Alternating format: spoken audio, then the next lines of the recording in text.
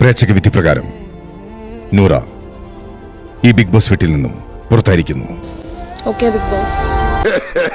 എനിക്കിഷ്ടപ്പെട്ടു, എനിക്കിത് വളരെ ഇഷ്ടപ്പെട്ടു. നിനക്ക് ഇങ്ങനെ തന്നെ വേണം. നല്ലതാ, ഭയങ്കര എന്താ പറയാ, കേരളം കാത്തിരുന്ന എവിക്ഷൻ ആയിരിക്കും. Because people want to see you live. Seriously അയ്യോ എനിക്കിപ്പോ ബോധം പോകും. ഇന്ന് എവിക്റ്റ് ആവുമെന്ന് വിചാരിച്ചിരുന്നു. എനിക്കൊരു ഇൻസ്റ്റിങ്ക്റ്റ് ഉണ്ടായിരുന്നു ഞാൻ എവിക്റ്റ് ആവും. എനിക്ക് അപ്പോഴേ തോന്നി. അതിന്റെ ഉള്ളിൽ നിൽക്കുന്ന ആൾക്കാർക്കൊക്കെ ഏകദേശം നല്ല സപ്പോർട്ട് ഉണ്ടെന്നുള്ളത് ഞാൻ കേട്ടിട്ടുണ്ടായിരുന്നു. എന്റെ കണ്ണൊക്കെ വേറിട്ടുണ്ടല്ലോ. ആദ്യ തൊണ്ട ഇടുന്നുണ്ട്. ഇറങ്ങാൻ നേരത്തെ അനുമോൾ എന്തോ സോറി പറയണ്ടായിരുന്നല്ലോ, എന്തായിരുന്നു കാര്യം? അത് ആക്ച്വലി ഒരു ഫൈറ്റ് എപ്പോഴും നമ്മൾ ഇടയിൽ ഫൈറ്റ് ഉണ്ടാവും. അപ്പൊ അങ്ങനെ അതാണ് ഓള് സോറി പറഞ്ഞത്. ഇതെന്റെ ഒരു ഔദാര്യമായി കൂട്ടിയാൽ മതി. പട്ടായ പോണ്ടേ? പട്ടായ പോണം. നീ രാവിലെ ഗുളി കഴിച്ചില്ലേ? നീ ആവശ്യമുള്ളതിന് ഇല്ലാത്തതിനൊക്കെ ചിരിക്കുന്നതിന് കൂടെ പോ. ഓള് ഇറങ്ങട്ടെ, എല്ലാരും കൂടെ പോ. അനു, ശൈത്യ, ഞാനാദില. അതിനേക്കാൾ നല്ലത് എന്റെ ശവം എടുക്കണതല്ലേ. എന്നാ പിന്നെ നെറുകം തലയിൽ ഒരു ശൂലവും കയറ്റി എന്റെ നെഞ്ചത്തൊരു തേങ്ങ അടിച്ച് വായി കുറച്ച് പച്ചരിയും കൂടെ വാരിയിട്. പുറത്തുനിന്ന് നോക്കുമ്പോൾ ഇങ്ങനെ ഒരു ഏകദേശം ആദില, നൂറയുടെ ബ്രെയിനും ആദിലയുടെ വോയിസും പോലെയായിരുന്നു കുറെ സ്ഥലത്തൊക്കെ. എന്തോ കുത്തി പറയുന്ന പോലെ എനിക്ക് ഫീൽ ചെയ്യുന്നുണ്ട് കേട്ടോ. എന്റെ സ്വഭാവം അങ്ങനെ, ഞാൻ വെക്കുമ്പോ എല്ലാവർക്കും ഇട്ടൊന്ന് കൊള്ളും. അത് പലരും മനസ്സിലാക്കിയാ കൊള്ളാം. ആക്ച്വലി അങ്ങനെയാണോ നിങ്ങള്? ഒരിക്കലും അങ്ങനല്ല. അതിലെയാണോ സംസാരിക്കുക കൂടുതൽ? സംസാരിക്കുക എങ്ങനെ വെച്ചാല് ഡിപ്പെൻസ്. ആക്ച്വലി എനിക്ക് തോന്നിയാൽ മാത്രമേ ഞാൻ സംസാരിക്കുള്ളൂ. ഇപ്പൊ എന്തൊരു ടോപ്പിക് ആവട്ടെ, ആൾക്ക് തോന്നണോ തോന്നണ്ടാത്ത അതല്ല, ഓൺ ദ സ്പോട്ട് ആണ് റിപ്ലൈ. ഒന്നും ആലോചിക്കും. അതേതായാലും നന്നായി. കുടുംബത്തിൽ പറഞ്ഞവർ ഇങ്ങനെ തന്നെ ചെയ്യണം. ആരാണ് കൂടുതൽ വഴക്കുണ്ടാക്കുക? അപ്പൊ വഴക്കുണ്ടാക്കുക അതിൽ തന്നെ അച്ഛൻ ലീഡ് ചെയ്യുന്നുണ്ട്. എങ്ങനെയുണ്ടായിരുന്നു റീ എൻട്രി? എല്ലാരും വന്നപ്പോ ഹൗ വാസ് ഇറ്റ്? അയ്യോ ഓർമ്മിപ്പിക്കല്ലേ പൊന്നെ. എല്ലാരും വന്ന് ഭയങ്കര സന്തോഷമായി. ഞങ്ങൾ ഒരുമാതിരി വരണ്ട മരുഭൂമി പോലെ ഇരിക്കായിരുന്നു. എന്താ പറയാ, അപ്പൊ ഒരു മഴ പെയ്ത അവസ്ഥയായിരുന്നു. എന്നിട്ട് എല്ലാരും കണ്ടപ്പോ ഭയങ്കര സന്തോഷമായി സത്യം പറയാം. പിന്നെ കുറച്ച് ഇടിയും കുറച്ച് മിന്ന. ഓലെ മൈൻഡില് കുറച്ച് കാര്യങ്ങളുണ്ട്. അതായത് ഇന്ന ആൾക്കാര് ടോപ്പ് 5-ൽ ഇന്ന ആൾക്കാര് എന്താ പറയാ കപ്പെടുക്കും എന്നൊക്കെ ഉള്ള കുറെ പ്രഡിക്ഷൻസും കാര്യങ്ങളൊക്കെ ആയിട്ടാ വന്നത്. അത്രയും വിലപ്പെട്ടത് കുഞ്ഞുണ്ണിക്ക് മാത്രമായിട്ട് കൊടുക്കാൻ ഞങ്ങൾ സമ്മതിക്കില്ല. അതിലൊരു പങ്കിന് ഞങ്ങൾക്കെല്ലാം അവകാശമുള്ളതല്ലേ. പെട്ടിയുടെ കാര്യം സത്യമാ, പക്ഷേ അത് കുഞ്ഞുണ്ണിക്കുള്ളതാ. അത് ഒബ്വിയസ്ലി നിങ്ങളുടെ കോൺഫിഡൻസ് കുറച്ച്. അത് പറഞ്ഞപ്പോ നീ എന്തിനാ ഞെട്ടിയത്? കുട്ടി മാമയ്ക്ക് എന്നെ വിശ്വാസമില്ലല്ലോ എന്നോർത്തപ്പോ ഞാൻ ഞെട്ടി മാമ. എനിക്ക് ഈ ഒരു സംഭവം, ഈ ഒരു റിയാലിറ്റി ഷോ എനിക്ക് എക്സ്പ്ലോർ ചെയ്യണമെന്നുണ്ടായിരുന്നു. പിന്നെ ഞാൻ ആരാണ് എന്നുള്ളത് എനിക്കൊന്ന് എക്സ്പ്ലോർ ചെയ്യേണ്ടിയിരുന്നു ഒന്നും കൂടെ. നിനക്ക് പിന്നെ അതിന് വലിയ ബുദ്ധിമുട്ടുണ്ടാവില്ല. എനിക്ക് ഓൾറെഡി 10 വയസ്സ് കുറവാണ്. അതെ, ബുദ്ധിപരമായിട്ട് ഞാൻ എങ്ങനെ ഇന്ററാക്ട് ചെയ്യും, ഞാൻ പെട്ടെന്ന് ജെല്ലാവോ? പക്ഷെ എനിക്ക് മനസ്സിലായത് പോവുക തന്നെ ഞങ്ങൾ രണ്ടാളുമായിരിക്കും ഏറ്റവും കൂടുതൽ അവിടുത്തെ ആൾക്കാരുമായിട്ട് കണക്ട് ആയത്. അമ്മച്ചി രാവിലെ തമാശ അടിക്കുകയാണ് ആണെങ്കിൽ പറയണം, ഞാൻ ചിരിക്കാം. എല്ലാവരുമായിട്ട് കണക്റ്റഡ് ആവണം എന്ന് വിചാരിച്ചിട്ടുണ്ടായിരുന്നു. അതായത് ആരുമായിട്ട് ആ ഒരു ഹേറ്റ്രഡ് കീപ്പ് ചെയ്യരുത് എന്നുള്ളതുണ്ടായിരുന്നു. ഇതൊക്കെ വിശ്വസിക്കുവോ? പിന്നെ വിശ്വസിച്ചിട്ടുണ്ട്. പുറത്തിറങ്ങിയാൽ ഇവരെ കാണേണ്ടതാണ്, അത് അവിടെ തീർക്കണം എന്നുള്ള ഒരു ഇതുണ്ടായിരുന്നു. അത്യാവശ്യം ബിഗ് ബോസ് വിട്ട് പോയിട്ട് എന്തൊക്കെ പഠിച്ചു?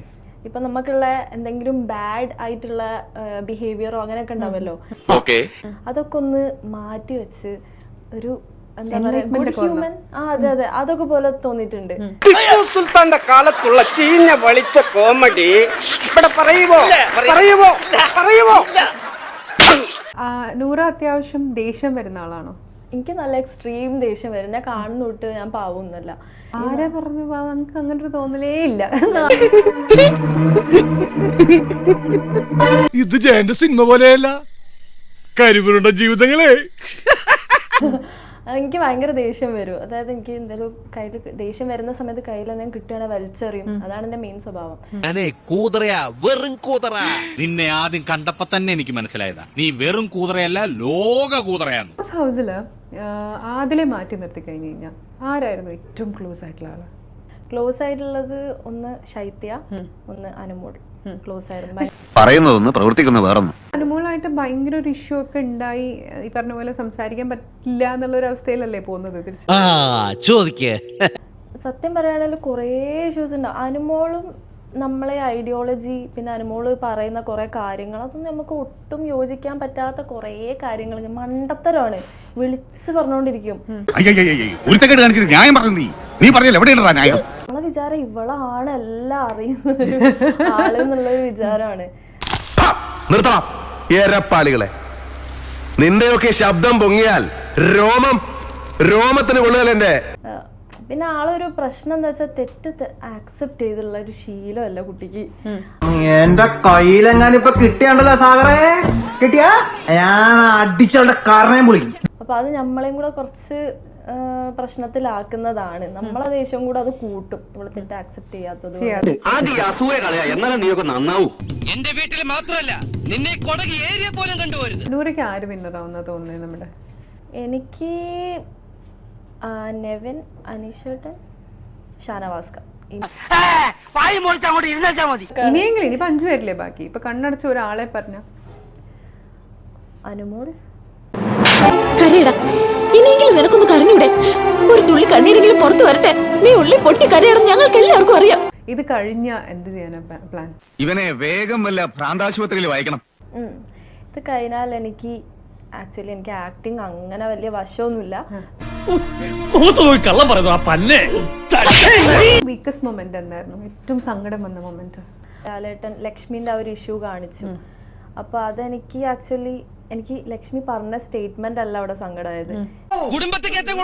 എനിക്ക് ലാലേട്ടൻ പറഞ്ഞു, നിങ്ങൾ എന്റെ വീട്ടിലേക്ക് വന്നോ. ചിമ്പു നീ പോയി അവൻ കിட்ட ചൊല്ല്, അവൻ തേടി വന്ന ഇന്ത പാച്ചി നാട് വിട്ട് പോയാച്ചെന്ന് എന്ന് പറഞ്ഞു. ആ ഒരു സങ്കടം എനിക്ക് ഭയങ്കര സന്തോഷവും സങ്കടവും എല്ലാം കൂടെ ആയിട്ട്. ഞാൻ ചോദിച്ച സങ്കടം അതല്ല, ഇത് മറ്റേ ആനന്ദാശ്രുവിനെ പറ്റിയാണ് കുട്ടി പറയുന്നത്. എനിക്ക് ഭയങ്കര, ഞാൻ ലാലേട്ടനോട് പറയാം, വീട്ടിൽ വിളിച്ച കുട്ടിക്ക് ഇത്തിരി സങ്കടമായി.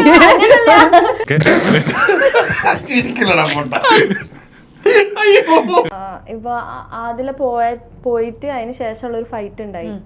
ഭയങ്കര ഒരു ഹെൽപ്ലെസ് ആയിട്ടുള്ള ഒരു അവസ്ഥയിലിരിക്കുക. എനിക്ക് മടുത്ത്, ഇവള് എടുത്തോട്ടെ കപ്പ് എന്നുള്ളൊക്കെ അവസ്ഥയിൽ.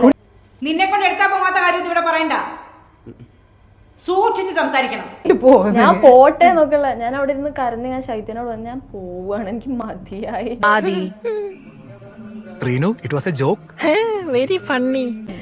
കൊറേ ആയി ഇവളെ അടിയും ദേഷ്യവും ഫൈറ്റും. എടാ, ഒരു യഥാർത്ഥ സുഹൃത്തിനെ അവിശ്വസിക്കുന്നവൻ, അതായത് നീ, ഒരു കാലത്തും ഗുണം പിടിക്കില്ല. ഈ ലോകത്തിൽ ഒരു ദാക്ഷിണ്യവുമില്ലാത്തതേ ഒന്നേ ഉള്ളൂ, ദൈവനീതി. അത് നടപ്പാവുന്ന ദിവസമാണ് നാളെ. ഇനി നടക്കാൻ പോണ മുള്ളിക്കളിയുള്ള നമ്മളില്ല ഏട്ടാ, നമ്മൾ ഫ്രീ.